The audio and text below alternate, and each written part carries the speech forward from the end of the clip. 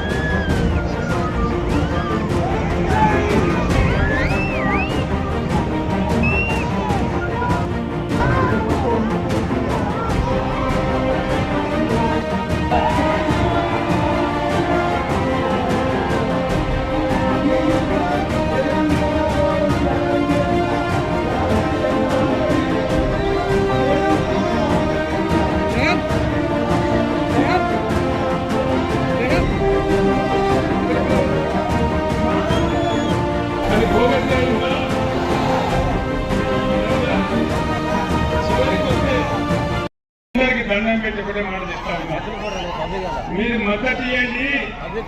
నా ప్రాణం పోయినా సరే తెలంగాణ తెస్తాను తెచ్చిన తెలంగాణ తెచ్చిన మళ్ళా ఇయ్యాలని నేను కోరుతా ఉన్నా. మళ్ళా మీతో నేను కోరుతున్నా అంటే మీ తరఫున వాదించాలంటే ఈ దుర్మార్గ కాంగ్రెస్ ప్రభుత్వం మెడలు వంచాలంటే నాకు మీ బలం ఇవ్వాలి.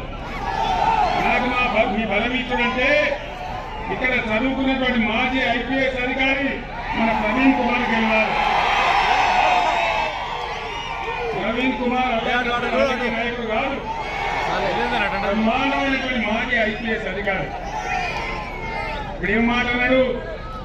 నాగర్ కర్నూలు నియోజకవర్గాన్ని ప్రపంచ పటంలో పెట్టే స్థాయికి తీసుకుపోయే బాధ్యత నాది.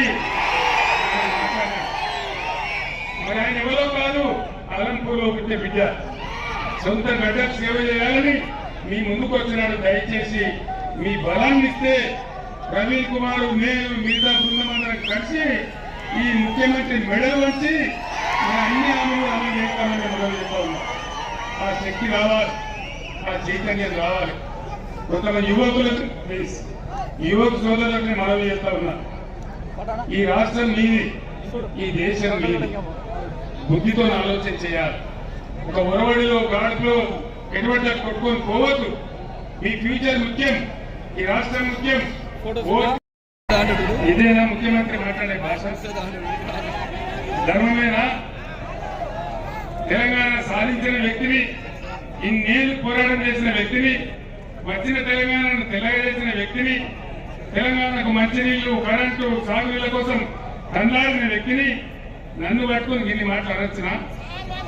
ధర్మమైన ఇది మన తెలంగాణ గౌరవమా? కాబట్టి న్యాయం, ధర్మం మీరు చెప్పండి. ఎవరికి కరుగాల్చి వాద పెట్టాలో, ఎవరిని అందరం ఎక్కియానో నిర్ణయించేది మీరు, శక్తున్నది మీ దగ్గర. కాబట్టి ధర్మాన్ని గెలిపించండి, బీఆర్ఎస్ ని గెలిపించండి. మళ్ళీ మన గవర్నమెంటే వస్తుందని గ్యారంటీగా చెప్తున్నా.